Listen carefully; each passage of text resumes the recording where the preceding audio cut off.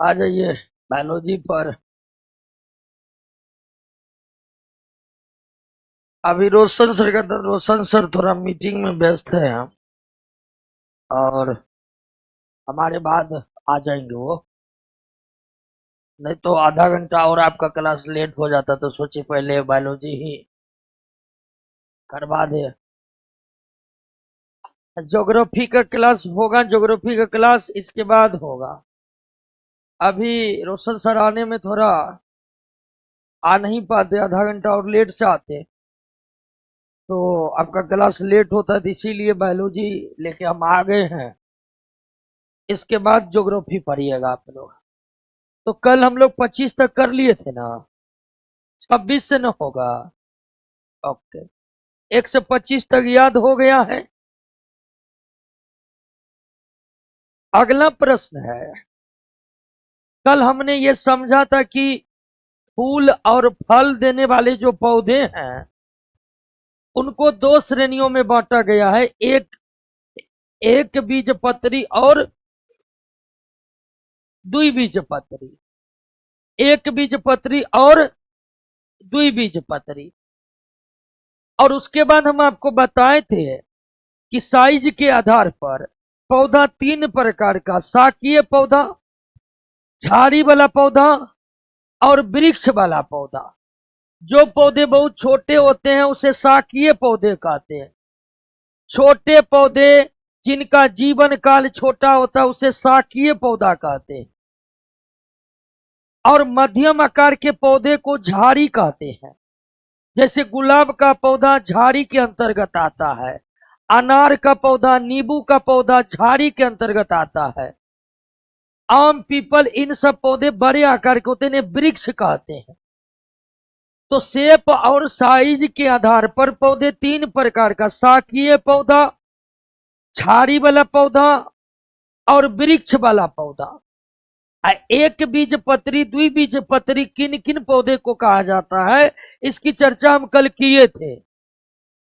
शाकीय द्विबीजपत्री पौधे जैसे सूरजमुखी, कद्दू को लचीलापन तथा दृढ़ता, दृढ़ता का मतलब मजबूती, दृढ़ता प्रदान करने वाला उत्तक कौन है? निश्चित तौर पर दृढ़ता, दृढ़ उत्तक ही प्रदान करता है। अंग्रेजी में इसे एस्क्लेरन कायमा कहते हैं। और अंग्रेजी नाम याद रखना जरूरी है, क्योंकि कभी कभी आपको दृढ़ उत्तक नहीं लिखेगा, एस्क्लेरन कायमा कोई हिंदी में लिख देगा।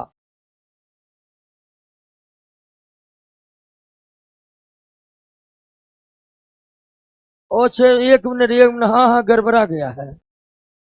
1 सेकेंड दोस्तों, लचीलापन नहीं देखे थे दोस्तों। इसका उत्तर डी नहीं, उसका उत्तर होगा सी होगा। सी होगा। लचीलापन लाने का काम स्थूल कौन उत्तक करता है? लचीलापन लाने का काम स्थूल कौन उत्तक करता है, जिसको अंग्रेजी में क्या कहते हैं? तो दोस्तों बिल्कुल 26 का सही उत्तर सी होगा। मिस्टेक से हम लचीलापन को नोट नहीं कर पाए। तो लचीलापन और दृढ़ता प्रदान करने वाला उत्तक कौन है? स्थूल कौन उत्तक है? छोटे झाड़ी वाले पौधे में लचीलापन और दृढ़ता दोनों ही प्रदान करते कौन? अब बड़े बड़े वृक्षों में ये स्थूल कौन उत्तक होते ही नहीं है। बड़े बड़े वृक्षों में स्थूल कौन होते ही नहीं है दोस्तों। 26 का सी ही होगा दोस्तों। झाड़ी वाले पौधे को लचीलापन और दृढ़ता प्रदान करता है कौन? अब बड़े बड़े वृक्षों को दृढ़ता प्रदान करता है। अब बड़े बड़े पौधों में यानी बड़े बड़े वृक्षों में लचीलापन होता ही नहीं है। बड़े बड़े वृक्षों में लचीलापन होता ही नहीं है।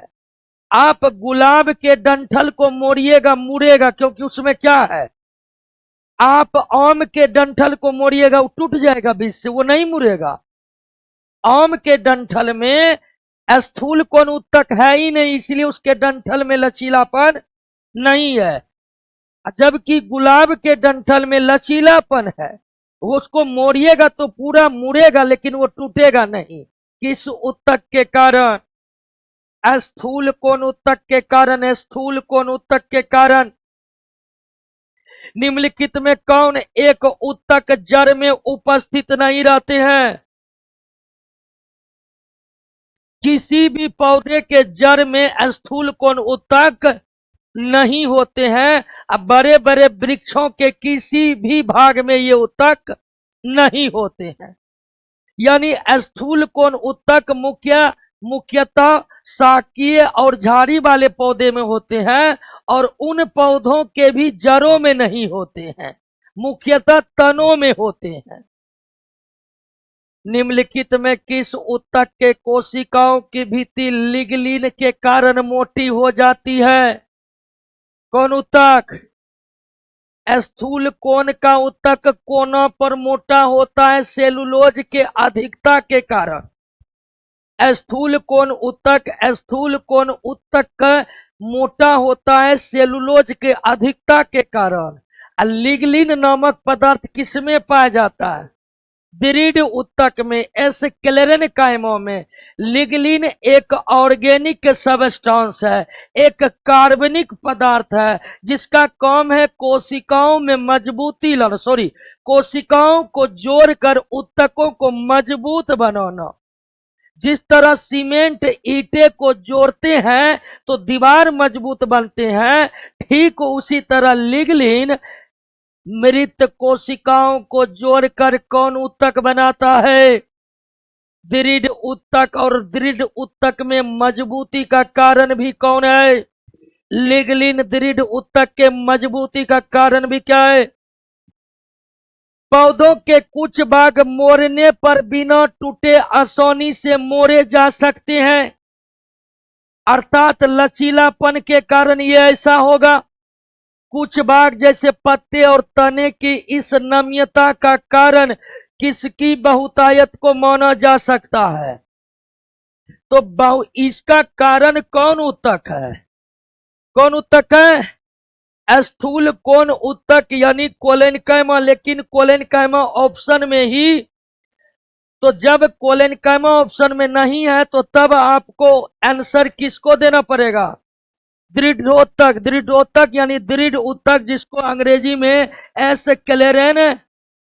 दोस्तों इस क्वेश्चन का सही उत्तर होगा क्या? लेकिन स्थूल कोण ऑप्शन में नहीं दिया हुआ है। और दोस्तों आप जानते हैं कि स्थूल कोण ऊतक भी दृढ़ता प्रदान करता है यानी मजबूती प्रदान करता है, और दृढ़ ऊतक भी दृढ़ता यानी मजबूती प्रदान करता है। इन दोनों में अंतर है कि ये लचीलापन उतना नहीं लाता है जितना लचीलापन स्थूल कोण लाता है। तो इन दोनों ऊतक के काम बहुत हद तक मिलते जुलते हैं, इसलिए ये ऑप्शन में नहीं होने के कारण हम इसका उत्तर क्या देंगे? दृढ़। तो ये पूछा हुआ प्रश्न है, ये एनडीए के एग्जाम में आया हुआ प्रश्न है और उसमें ये ऑप्शन नहीं था। अगर ये ऑप्शन नहीं है तो सही उत्तर क्या होगा? क्लियर? तो ध्यान रखिएगा ऐसे प्रश्नों पर। लचीलापन के बारे में बात करें तो उत्तर, लचीलापन के बारे में बात करें और ये ऑप्शन ना हो तो, क्योंकि लचीलापन भी एक प्रकार की मजबूती ही है। रेशे उत्पन्न करने वाले पौधे जैसे पटुआ, इसको अंग्रेजी में जूट कहते हैं। पटुआ को अंग्रेजी में टूट नहीं जूट कहते हैं, जूट कहते हैं। आवाज घर घर कर रहा है। अरे यहां पर एक बोला तुझे,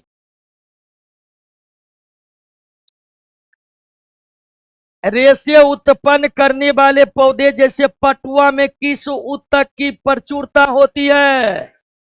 जितना भी रेशे वाले पौधे हैं, जिनके रेशे से कई प्रकार के बोरे बैग तैयार किए जाते हैं, हर पौधा का रेशा कौन ऊतक है? दृढ़ ऊतक है। क्लियर? नेक्स्ट, फलों तथा बीजों का कठोर आवरण किस ऊतक के द्वारा तैयार होता है? जैसे ही कठोर आवरण की बात होगी, कठोर आवरण किसके द्वारा तैयार होगा? दृढ़ ऊतक का। और एक बार तो प्रश्न बत पूछा गया है कि नारियल के छिलके में कौन ऊतक होते हैं? दृढ़ ऊतक होते हैं। फलों के छिलके किस ऊतक से तैयार होते हैं? दृढ़ ऊतक से तैयार होते हैं। बीज का ऊपरी आवरण किस ऊतक से तैयार होते हैं? दृढ़ ऊतक से, जिसके कारण बीज के भीतरी भाग लंबे समय तक सुरक्षित बने रहते हैं। दोस्तों, सुबेरीन नामक पदार्थ किसमें पाया जाता है? आवाज चेक करने के लिए ब्लूटूथ रखो हर अथी पर, समझे?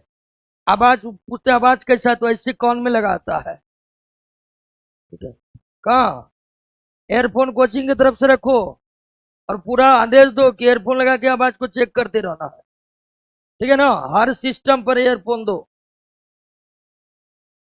क्या हुआ, गलत बोले? अभी कमेंट है कि आवाज गड़बड़ है, पूछे कि आवाज गड़बड़ है।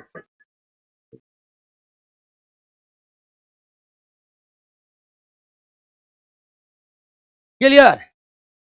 अब आइए, लिग्लिन आप जानते हैं दृढ़ ऊतक में पाया जाता है।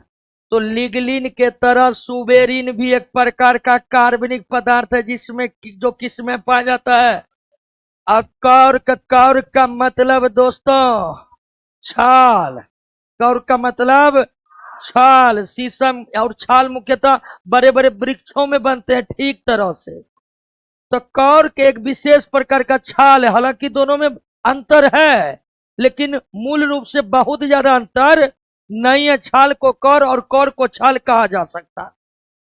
तो पौधे में जो कॉर्क कोशिका होते हैं, अर्थात पौधे के छाल जो होते हैं, उसमें कौन से कार्बनिक पदार्थ रहते हैं?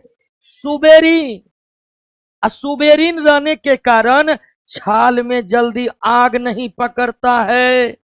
छाल से होकर जल का प्रवेश नहीं होगा। छाल से होकर नमी का प्रवेश नहीं होगा। छाल से होकर कोई परजीवी पौधे के अंदर नहीं जा सकते हैं। जिस तरह हमारी रक्षा हमारा त्वचा करता है, ठीक उसी तरह पौधा का त्वचा कौन है? छाल, जिसमें विशेष प्रकार के कार्बनिक पदार्थ सुबेरीन रहते हैं। सुबेरीन छाल को यानी कॉर्क को अग्निरोधी, जलरोधी, वायुरोधी बनाकर रखता है। इसलिए देखे होंगे कि बड़े बड़े जंगलों में आग लगते हैं तो झाड़ी वाले पौधे सूख जाते हैं, बड़े बड़े वृक्ष सूखते नहीं है, क्योंकि बड़े बड़े वृक्ष के छाल भी मोटे मोटे होते हैं जो उन्हें आग से बचा लेते हैं। और झाड़ी वाले पौधे के छाल भी पतले होते हैं जो उन्हें आग से ज्यादा रक्षा नहीं कर पाते हैं।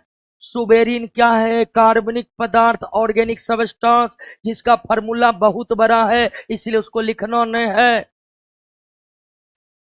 व्यापारिक कॉर्क। कॉर्क का इस्तेमाल बोतल के ढक्कन बनाने में, खेल सामग्रियों बनाने में व्यापक रूप से होता है। यानी कुछ पौधे के छाल इतने बेहतर होते हैं कि उनसे बोतल के ढक्कन, खेल सामग्री के कई पदार्थ बनाए जाते हैं। लेकिन हर पौधे के छाल का इस्तेमाल व्यापारिक तौर पर बोतल के ढक्कन, खेल सामग्रियों बनाने में नहीं होता है। तो व्यापारिक कॉर्क मतलब वह छाल जिसका कॉमर्शियल इस्तेमाल होता है, वो प्राप्त होता है किससे? कॉर्क कैम्बियम से। कैम्बियम एक प्रकार का उत्तक है जो अंततः निर्मित करता है पौधे के छाल, यानी किसको? वाणिज्यिक मूल वाला कॉर्क किससे प्राप्त होता है? क्वेकर्स सुबेर, ये पौधा है और ये पौधा का वैज्ञानिक नाम है। क्लियर?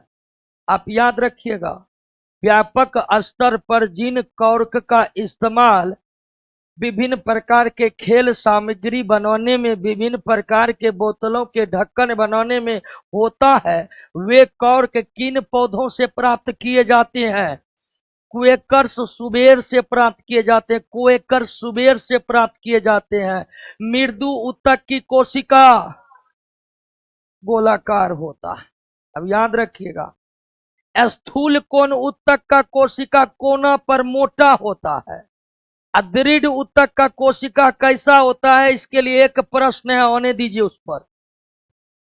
दृढ़ कोशिका में कौन सा गुण नहीं पाया जाता? ये मृदुतक कोशिका से निर्मित होता। गलत।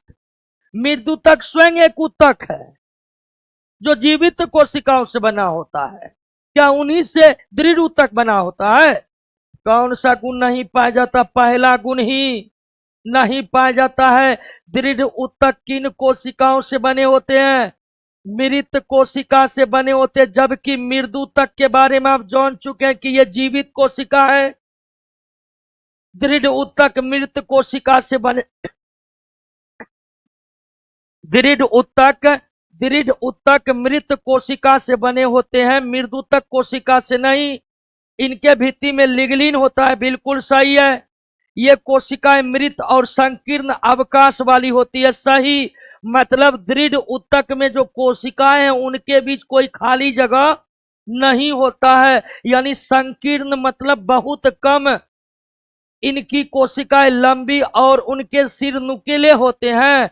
बिल्कुल दृढ़ ऊतक की कोशिकाएं लंबी होती है और सिरे नुकीले होते हैं। उन कोशिका के बीच में लिग्निन होते हैं। अवकाश यानी खाली जगह बहुत कम, न के बराबर होते हैं। और कोशिकाएं सारा का सारा, और इनका काम है पौधे को मजबूती देना, फल और बीज के ऊपरी आवरण को बनाना। ये सब काम है इस ऊतक का।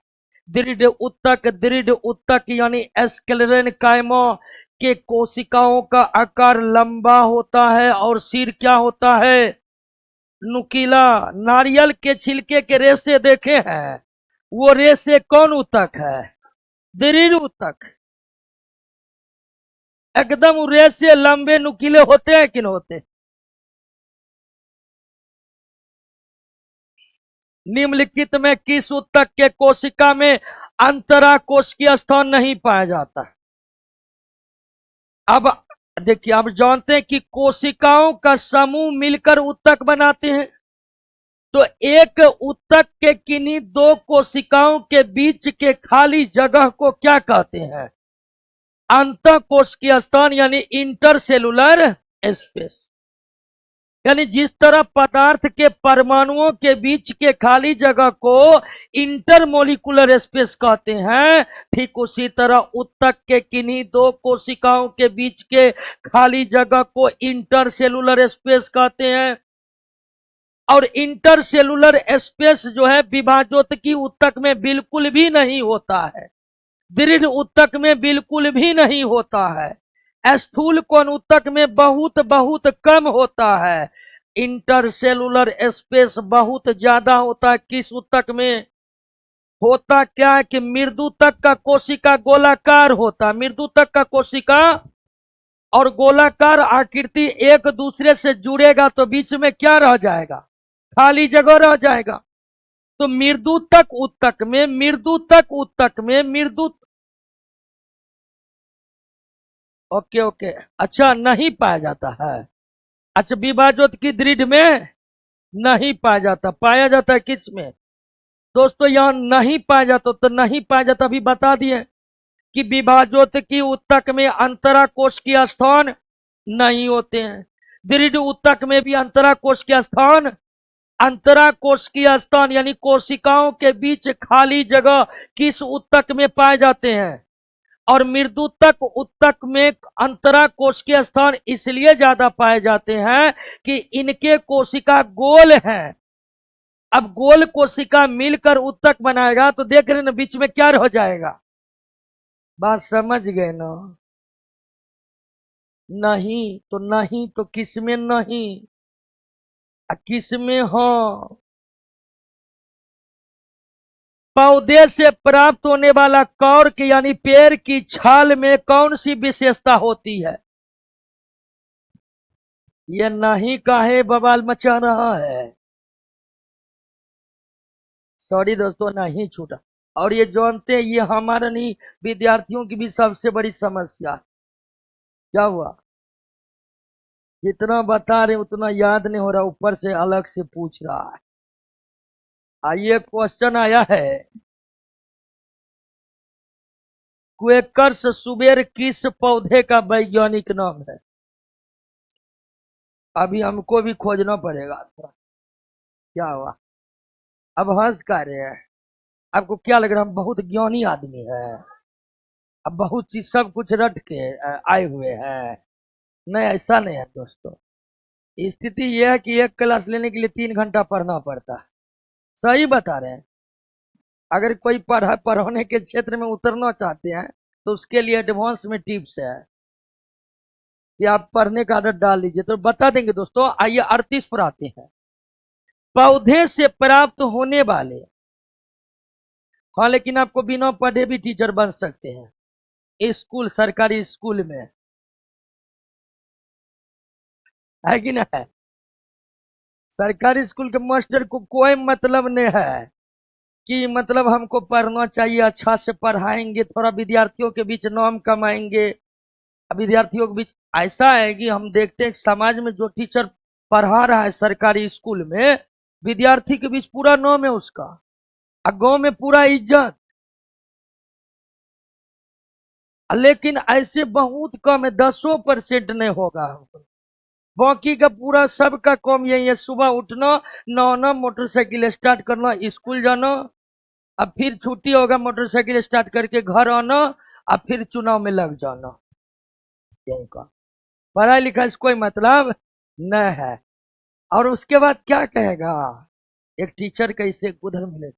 आजकल का विद्यार्थी सब गांजा पीता है, कोई पढ़ने वाला नहीं है। तो कहलिए मास्टर साहब, जब कोई पढ़ने वाला नहीं है तब छोड़ दीजिए नौकरी, शिक्षक तब रहेगा क्या?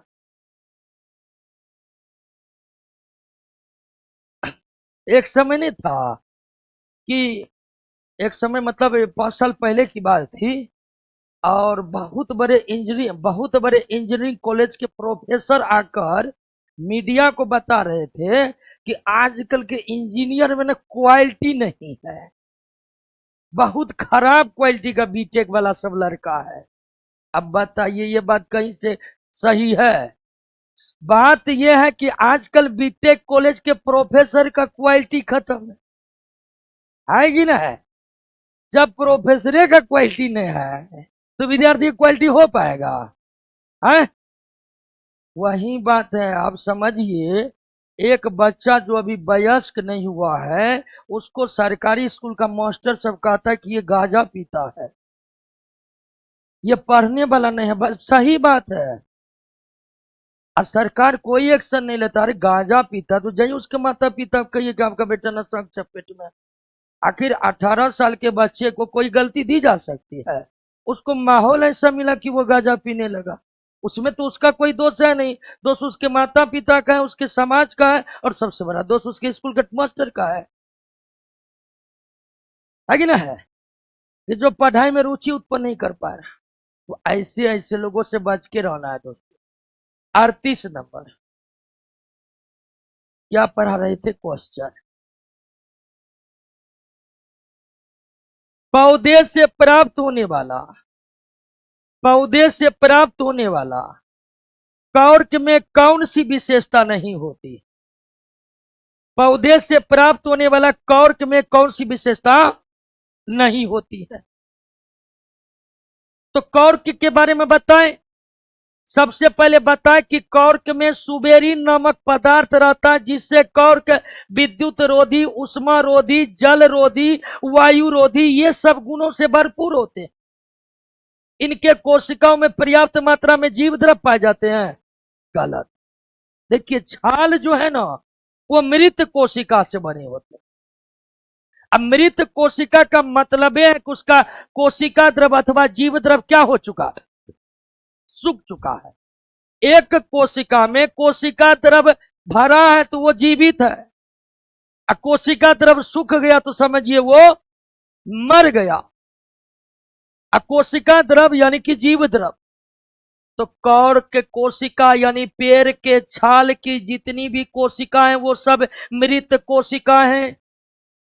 पेड़ की छाल की जितनी भी कोशिकाएं सब के सब मृत कोशिकाओं से बने होते हैं, और मृत कोशिका में कोशिका द्रव अथवा जीव द्रव नहीं पाए जाते हैं। तो ये गलत है। इनकी भित्ति से जल और गैस नहीं जा सकते, बिल्कुल सही है। ये हल्का होता है, जल इसमें आग नहीं लगती है, बिल्कुल। ये सब विशेषताएं कौर की यानी किसमें होता है? छाल में, ये सब। चलिए इसका आंसर बी होगा। 39 नंबर। 39 नंबर, बिलामेन उत्तक की आवश्यकता होती है। बिलामेन उत्तक, बिलामेन उत्तक किस पौधे में होते हैं? किस पौधे में? अधिपादप इपीफाइटिक प्लांट में। किसमें? और अधिपादप उस पादप को कहते हैं जो यांत्रिक सहायता के लिए, मैकेनिकल सपोर्ट के लिए दूसरे पौधे के ऊपर चढ़ते हैं। क्लियर? हालांकि कद्दू, करेला ये सब इपीफाइटिक प्लांट नहीं है। इसको आप दूसरा पौधा पर चढ़ा के इपीफाइटिक बोल दीजिएगा, ये सही नहीं है दोस्तों। ऐसे पौधे जो यांत्रिक सहायता के लिए दूसरे पौधे पर चढ़ते हैं उन्हें क्या कहते हैं? अधिपादप ज्यादातर किस वन में पाए जाते हैं? वर्षा वन में या सदाबहार वन में? सदाबहार में अत्यधिक वर्षा होने के कारण सदाबहार वन बहुत घने होते हैं, जिससे जमीन तक सूरज का प्रकाश नहीं पहुंचते हैं। ऐसी स्थिति में नीचे के पौधे यांत्रिक सहायता और सूर्य के प्रकाश दोनों के लिए ऊपर चढ़ जाते हैं, बड़े बड़े पौधे के ऊपर चढ़ जाते हैं। और ऐसे ही पौधे में होते हैं क्या? बिलामेन उत्तक। और वे वायुमंडल से नमी को क्या करते हैं? अवशोषित करते हैं। बिलामेन उत्तक का काम है नमी का अवशोषण करना। बिलामेन उत्तक अधिपादप के तनों से निकलकर वायुमंडल में लटके रहते हैं और नमी का अवशोषण ये उत्तक कहां से करते हैं? कहां से? नेक्स्ट, किस प्रकार के जड़ में बिलामेन उत्तक होते हैं? अधिपादप। अधिपादप मूल, मूल मतलब। और ये जड़ मिट्टी के नीचे नहीं होता, ये जड़ पौधे को पकड़कर ऊपर चढ़ते हैं। अधिपादप मूल यानी कि जो पौधे दूसरे पौधे पर चढ़ते हैं उसका मूल जो है वो पकड़ने यानी कि वृक्ष के तने के पकड़ने के काम आते हैं और पकड़ पकड़ कर ये अधिपादप पौधा ऊपर चढ़ते जाते हैं। और उसी में होता क्या? बिलामेन उत्तक जो क्या करता है? बिलामेन उत्तक नमी का अवशोषण कहां से करता है? वायुमंडल से करता है। क्या होगा अभी तुरंत? आर्किड। आर्किड एक अधिपादप पौधा है जो प्रायः आम के पौधा पर चढ़ता है। एक क्वेश्चन है कि बिलामेन का 3-4 यूज बता दीजिए। 3-4 यूज है ये ना, उसका एक ही यूज है। वायुमंडल से नमी को क्या करना? बिलामेन उत्तक किस पौधे में पाए जाते हैं? किस में पाए जाते हैं? पौधा का सबसे बाहरी स्तर या छिलका को क्या कहते हैं? अधिचर्म कहते हैं। क्या कहते हैं? पौधे के सबसे बाहरी स्तर या छिलका को क्या कहते हैं? या पूछ देगा कॉर्क। कॉर्क पौधे के किस भाग पर रहते हैं? शुष्क स्थानों पर। शुष्क मतलब जहां नमी की कमी है। शुष्क मतलब जहां नमी की कमी है। शुष्क स्थानों पर।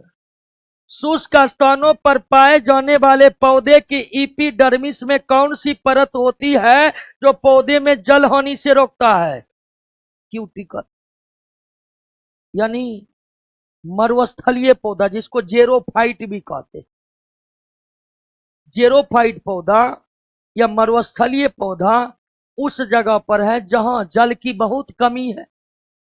तो मरुस्थलीय पौधे की आवश्यकता यह है कि वे कम से कम जल का हानि करें। पौधों की स्थिति यह है कि पौधों में एक विशेष प्रक्रिया होती है वाष्पोत्सर्जन। और वाष्पोत्सर्जन के द्वारा पौधा ढेर सारे जल को वायुमंडल में वाष्पीकृत करते रहते हैं। अगर ये काम मरुस्थलीय पौधा करेगा तो वो मरुस्थल में रह पाएगा? नहीं रह पाएगा। तो मरुस्थलीय पौधा में एक खास प्रकार का अनुकूलन होता है। मरुस्थलीय पौधे के तनों पत्तियों पर एक आवरण होता है, मोमी परत वाला आवरण होता है, जिसे क्या कहते हैं? क्यूटिकल। और ये क्यूटिकल आवरण मरुस्थलीय पौधे में होने वाले वाष्पोत्सर्जन के प्रक्रिया को अत्यंत धीमा कर देता है। वाष्पोत्सर्जन के प्रक्रिया को अत्यंत, नेक्स्ट, डर्मेटोजेन उत्तक शीर्षत विभाजोत्तकी से बनता है। यह निम्नांकित में किस में विकसित होता है? त्वचा का मतलब ये होता है ऊपरी परत, पौधा का ऊपरी परत, इपीडर्मिस। ईपी का मतलब होता है ऊपर। निम्नलिखित में कौन सा उत्तक तंत्र पौधे के संपूर्ण मध्य भाग का निर्माण है? अब ध्यान दीजिए, यहां पर दो तीन बात बता देते हैं। आपको कल के क्लास में बताएं कि जंतुओं के तरह पौधे में कोई अंग नहीं। एक पौधे के शरीर का निर्माण, एक पौधे के शरीर का निर्माण कहां से शुरू होता है? कोशिका से। कोशिका मिलकर क्या बनाता है? टिश्यू, यानी उत्तक। टिश्यू मिलकर बनाता है टिश्यू सिस्टम। क्या बनाता है? यानी उत्तक तंत्र। उत्तक तंत्र मिलकर बनाता है प्लांट पौधे। तो एक पौधा का शरीर कुछ इस क्रम में बनता है। पौधा के शरीर में जंतुओं के तरह कोई अंग नहीं होते हैं। तो पौधा में उत्तक तंत्र, और पौधा में 3 उत्तक तंत्र। कितने? 3 उत्तक तंत्र। इपीडर्मल, ग्राउंड या फंडा, और तो पौधे का शरीर कैसे बना है ये समझ गए? पौधे का शरीर कैसे बना है ये समझ गए? अब ध्यान दीजिए, पौधे के शरीर उत्तक तंत्र से बना है, अंग तंत्र पौधे में नहीं होते। और पौधे के शरीर में कितने उत्तक तंत्र? 3 उत्तक तंत्र होते हैं। पौधे के उत्तक में, पौधे के शरीर में कितने उत्तक तंत्र? 3 उत्तक तंत्र। सबसे बाहरी उत्तक तंत्र का नाम है क्या? इपीडर्मिस या इपीडर्मल। इपीडर्मिस या इपीडर्मल। मध्य के परत को कहते हैं ग्राउंड। क्या कहते हैं? ग्राउंड या फंडा मेंटल। ग्राउंड या फंडा मेंटल। और सबसे आंतरिक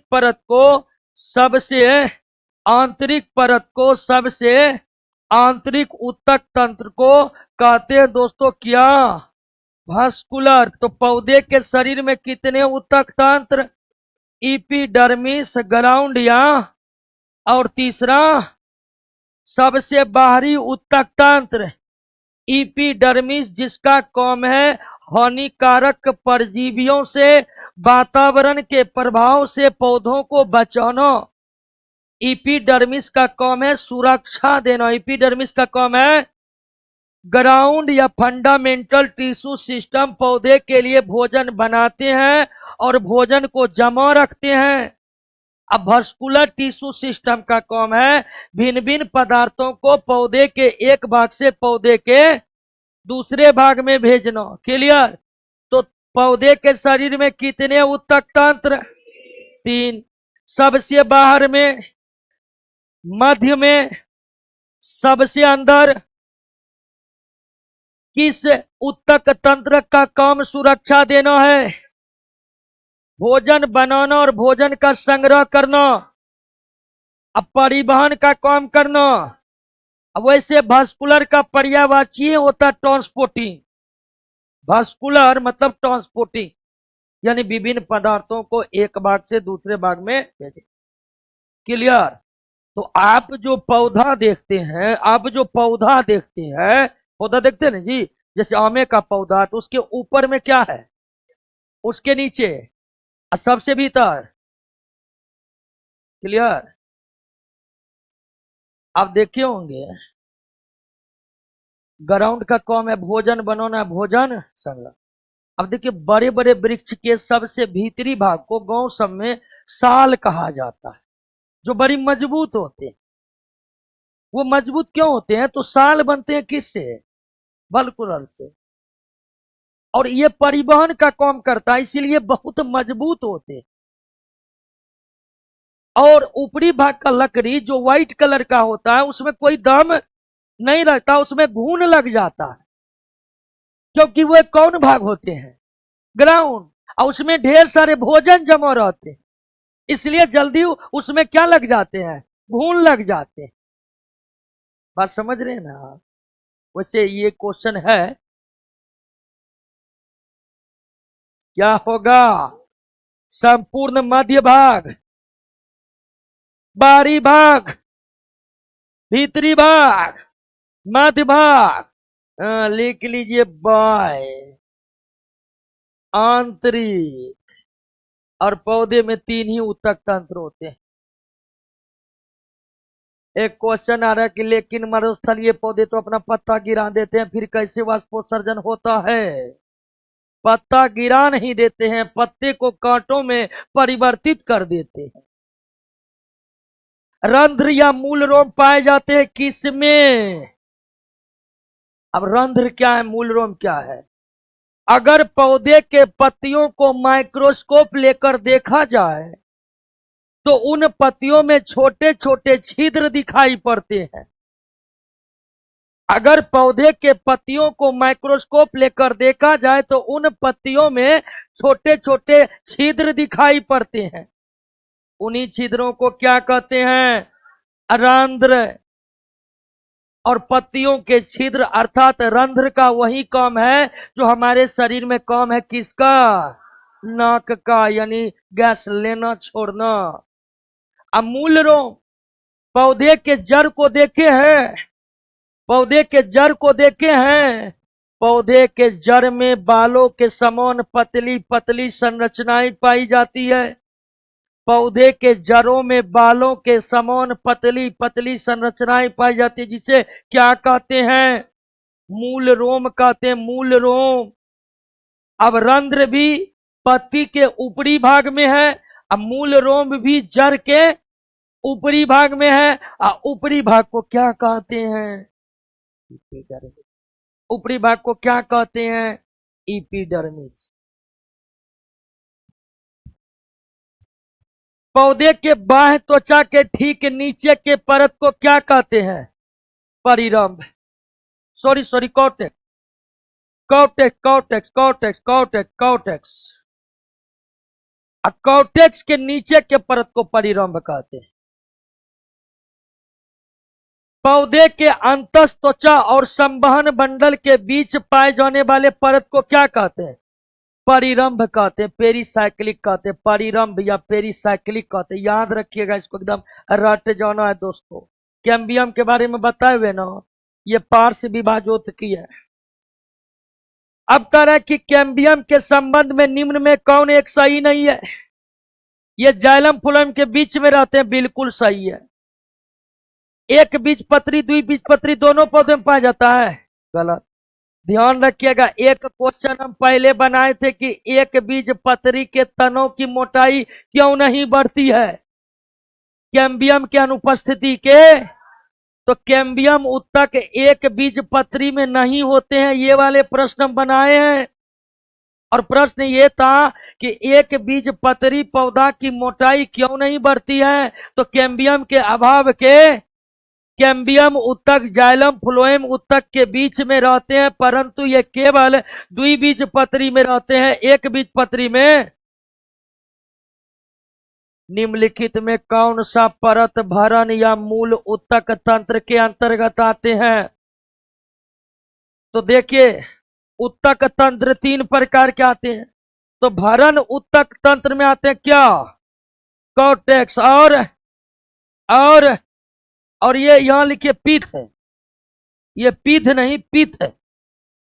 ये सब मिलकर बनाते हैं, यानी ये सब उत्तक मिल करके भरण उत्तक तंत्र का निर्माण करते हैं। ये उत्तक है जो मिलकर उत्तक तंत्र बनाते हैं। कॉर्टेक्स परिरंभ, परिरंभ को अंग्रेजी में क्या कहते हैं जानते हैं? पेरीसाइकिल। क्या कहते हैं? परिरंभ का अंग्रेजी नाम क्या है? तो दोस्तों कॉर्टेक्स क्या है? ऊतक है। परिरम क्या है? ऊतक है। मज्जा क्या है? ऊतक है। पीत किरणें क्या है? ऊतक है। और सब मिलकर बनाया है ऊतक तंत्र। नेक्स्ट, पौधों में भरण ऊतक तंत्र का मुख्य काम है भोज पदार्थ का निर्माण तथा उसका पौधों को अत्यधिक गर्मी सर्दी से बचाना किस ऊतक तंत्र का काम है? किस ऊतक तंत्र का काम है? पानी और भोज पदार्थों को जड़ से पत्ती तक पहुंचाना किसका काम है? पौधों में कितने ऊतक तंत्र होते हैं? पौधों में कितने ऊतक तंत्र होते हैं? 3 ऊतक तंत्र होते हैं। जिसमें सुरक्षा देना किस ऊतक तंत्र का काम है? इपिडर्मल का भोज पदार्थ का निर्माण संग्रह करना किस ऊतक तंत्र का काम है? भरण ऊतक तंत्र या ग्राउंड फंडामेंटल ऊतक तंत्र। भोज पदार्थों को एक जगह से दूसरे जगह पहुंचाना किस ऊतक तंत्र का काम है? निम्नलिखित में कौन अजैव पदार्थ का संचयन करता है, स्टोरेज करता है? इडियोप्लास्ट।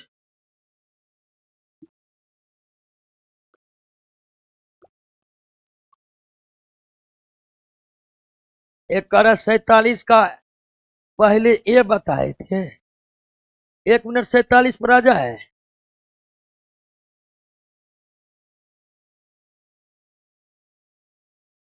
बाबू पहले जो भी बताए थे वो सरासर गलत। 47 में था।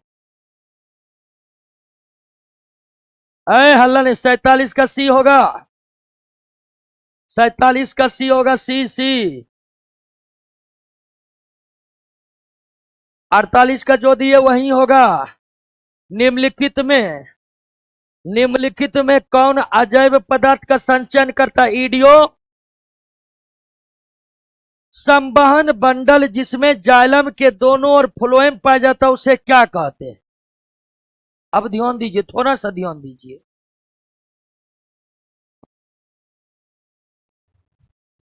वास्कुलर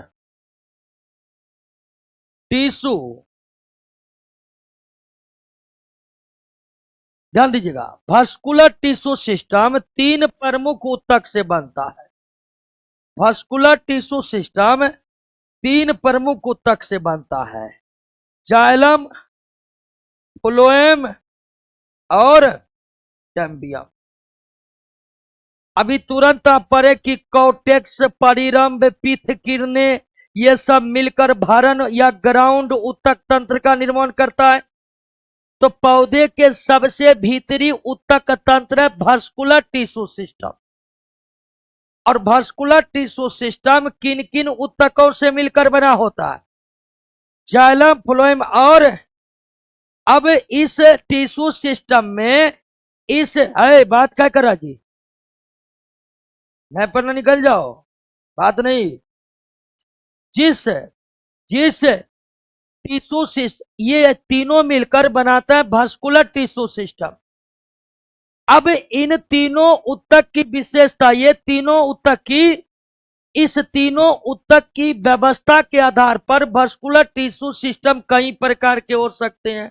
आर्य हो सकते हैं, कोलेटरल हो सकते हैं, बाय कोलेटरल हो सकते हैं, एम्फिक्रिबल हो सकते हैं।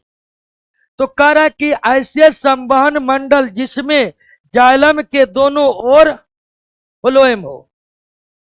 जाइलम के दोनों ओर, मान लीजिए ये है जाइलम, ये क्या है?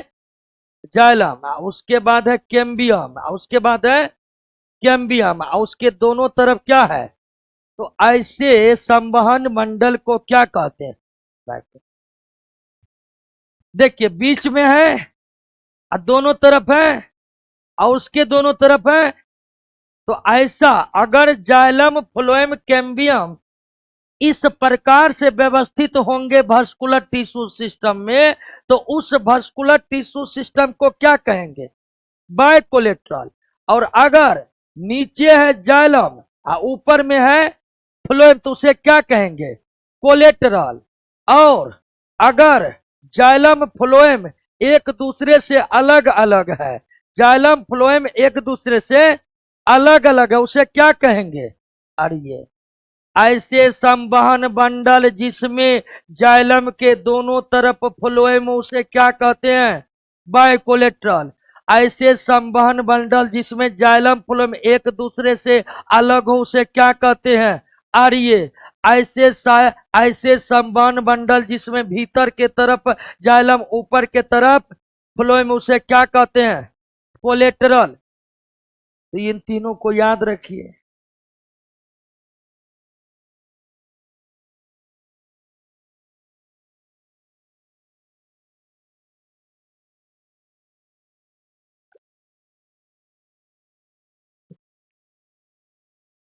क्लियर?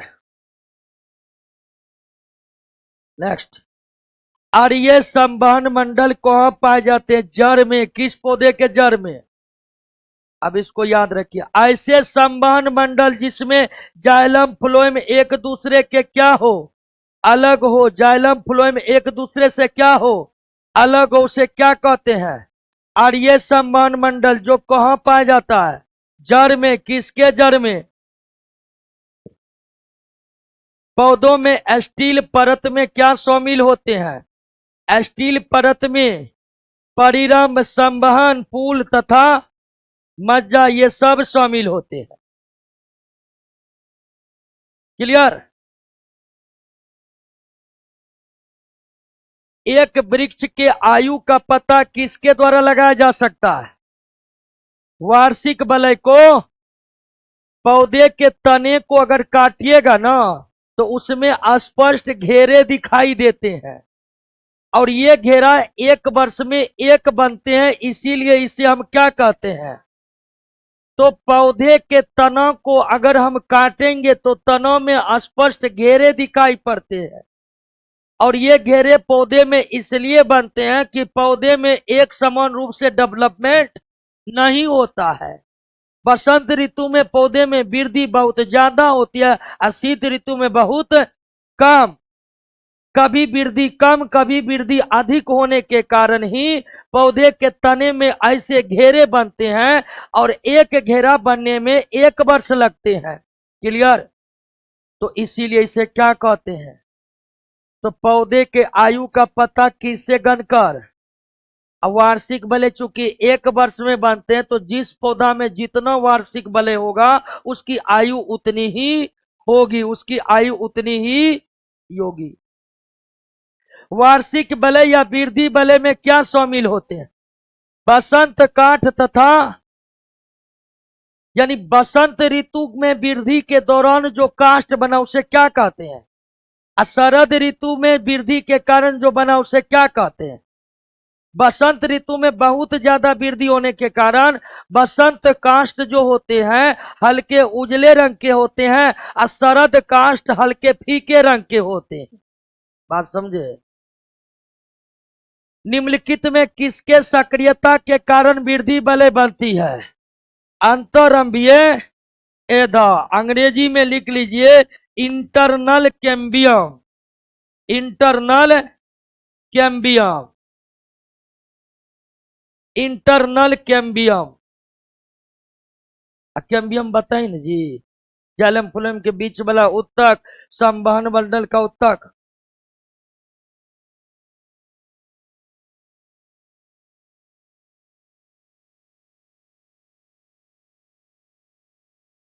आगे बढ़े। एक वृक्ष के पुराने तने के अनुप्रस्थ काट में 50 वार्षिक बलय, तो आयु 50 वर्ष होगा कि नहीं होगा? समुद्र के किनारे उगने वाले वृक्ष में वार्षिक बलय नहीं होते हैं, क्यों? अस्पष्ट जलवायु विभिन्नताएं। अब ध्यान दीजिए, पौधे में वार्षिक बलय इसलिए बनते हैं कि पौधों में सालों भर वृद्धि एक समान नहीं होती है। पौधों में सालों भर वृद्धि एक समान इसलिए नहीं होती है क्योंकि सालों भर मौसम एक समान नहीं होते हैं। कभी धूप पानी ज्यादा है तो कभी धूप पानी कम।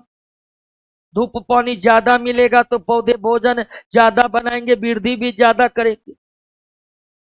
तो वार्षिक बलय इसलिए बनते हैं कि सालों भर पौधे में वृद्धि एक समान नहीं होती है। पौधों में सालों भर वृद्धि इसलिए एक समान नहीं होती है कि सालों भर मौसम एक समान नहीं रहता है। लेकिन अगर समुद्र के आसपास के इलाकों पर हम चर्चा करें तो समुद्र के आसपास के इलाके में सालों भर मौसम एक समान, सालों भर मौसम एक समान होगा तो उस इलाके के पौधे में सालों भर वृद्धि भी क्या होगा, एक समान। सालों भर वृद्धि एक समान होगी तो वार्षिक वलय नहीं बनेगी। तो समुद्र के किनारे के पौधे में स्पष्ट वार्षिक वलय नहीं होते हैं क्योंकि समुद्री इलाकों के आसपास जलवायु विभिन्नता नहीं पाई जाती है। सालों भर मौसम लगभग एक समान होता है, इसीलिए पौधों में सालों भर वृद्धि भी एक समान होते हैं। पुराने पेड़ को जब काटा जाता है तो बीच के केंद्रीय भाग जो मजबूत घना तथा गहरे कत्थई रंग का होता है उसे क्या कहते हैं, हार्टवुड। और क्या कहते हैं, ड्यूरामेन। और क्या कहते हैं, सारिल। गांव सब में साल भी बोला जाता है। आप लोग बहुत होंगे गांव में साल बोलते देखे होंगे किसानों को, है ना। हाँ, तो विज्ञान में साल नहीं सारिल बोलते हैं उसको। बात समझ गए ना। पौधे के तना के मध्य का मजबूत कथई रंग वाला भाग को हार्टवुड, डूरामेन, सारिल इन सब नामों से जाना जाता है। ये लकड़ियां बहुत मजबूत होती है क्योंकि ये वास्कुलर सिस्टम के ऊतकों से तैयार होता है। इसमें घुन नहीं लगते हैं क्योंकि वास्कुलर सिस्टम भिन्न भिन्न पदार्थों को एक जगह से दूसरे जगह पहुंचाने का काम करते हैं। और इस लकड़ी में विशेष विशेष प्रकार के गंध देने वाले पदार्थ होते हैं तो घुन इस तरफ आकर्षित नहीं होता। हृदय काष्ठ, हृदय काष्ठ समझ गए ना। हृदय काष्ठ इसलिए भी मजबूत होते हैं कि इसके सभी कोशिकाएं मृत होते हैं, इसके सभी कोशिकाएं मृत होते हैं। बात समझ गए ना। तो आपको कल भी बताए थे कि जो भाग मृत कोशिका से बनेगा वो भाग बहुत मजबूत होगा, वो भाग बहुत मजबूत होगा। और जो बीच वाले लकड़ी होती है उसके चारों तरफ जो उजले रंग की लकड़ी होती है उसे क्या कहते हैं, अरस्ट काष्ठ के अधिकांश कोशिकाएं क्या होती है, कुछ ही कोशिकाएं क्या होती है, मृत होती है। दोनों का तना आपका क्या है, देखिए तना, तना के बीच के कथई रंग वाला लकड़ी को क्या कहते हैं, हृदय काष्ठ। काष्ठ मतलब लकड़ी। साल, साल के चारों तरफ जो उजले रंग वाला लकड़ी होता है उसे क्या कहते हैं, रस काष्ठ। रस्ट काष्ठ ग्राउंड टिश्यू से बना होता है, किससे, ग्राउंड या फंडामेंटल टिश्यू सिस्टम में, जिसमें बहुत सारे भोजन जमा रहते हैं इसीलिए उसमें जल्दी घुन लग जाता है और वो खराब हो जाते हैं। तो हृदय काष्ठ यानी साल वाला लकड़ी का सब कोशिका क्या होता है, मृत। जबकि उसके चारों तरफ के लकड़ी को क्या कहते हैं, रस का। उसकी अधिकांश कोशिकाएं जीवित और कुछ ही कोशिका क्या होते हैं, मृत। 63, यदि सन 2000 में एक वृक्ष में एक साइन बोर्ड की कील भूमि से 7 फीट के ऊंचाई पर लगाई गई, सन 2021 में यह कील कितनी ऊंची होगी यदि वृक्ष प्रतिवर्ष 5 इंच बढ़ता है, 7 फीट पर रहेगा। अब मान लीजिए ये पौधा है और 7 फीट के ऊंचाई पर आपने यहां पर कील ठोक दिया। अब आप जानते हैं कि पौधे की लंबाई बढ़ती है किस ऊतक के द्वारा, किस ऊतक के द्वारा, पौधे के लंबाई बढ़ते हैं किस ऊतक के विभाजन से। अब विभाजन जो होगा, विभाजन होगा नया कोशिका बनेगा, यहां है फिर नया कोशिका बनेगा। तो पौधे की लंबाई नीचे से नहीं बढ़ती है, नए नए कोशिकाएं बनती है, नए नए कोशिकाएं बनती है और लंबाई बढ़ते जाती। तो आप 7 फीट की ऊंचाई पर जो ठोके थे वो हमेशा कितने फीट की ऊंचाई पर रहेगा, क्योंकि पौधों की लंबाई नीचे से नहीं बढ़ रही है, पौधे की लंबाई नए नए कोशिकाओं के बनने से हो रही है। बस समझ लेना, ये 7 फीट पर रहेगा।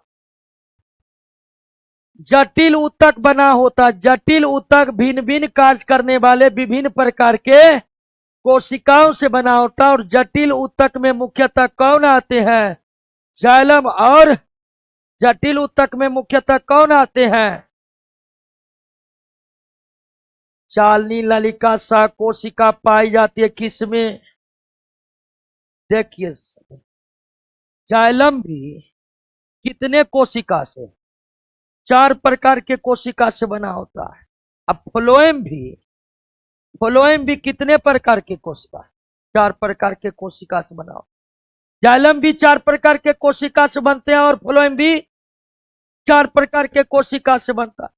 जाइलम वाला कोशिका का नाम है ट्रेकीड,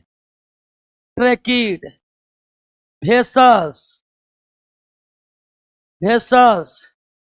जाइलम, फाइबर और xylem parenchyma. Xylem parenchyma. Xylem कितने कोशिका से बना होता है? एक कोशिका का नाम है ट्रेकीड, दूसरा का नाम है भेसस, तीसरा का नाम है जाइलम फाइबर, चौथा का नाम है फ्लोएम भी 4 प्रकार से। सीबी ट्यूब, ठीक है, कंपेनियन सेल,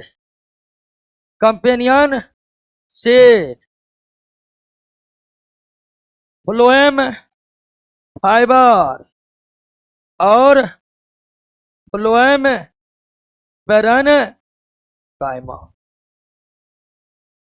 तो जाइलम और फ्लोएम ये दोनों जटिल ऊतक है, क्योंकि दोनों एक प्रकार के कोशिका से नहीं 4 प्रकार के कोशिकाओं से बना होता है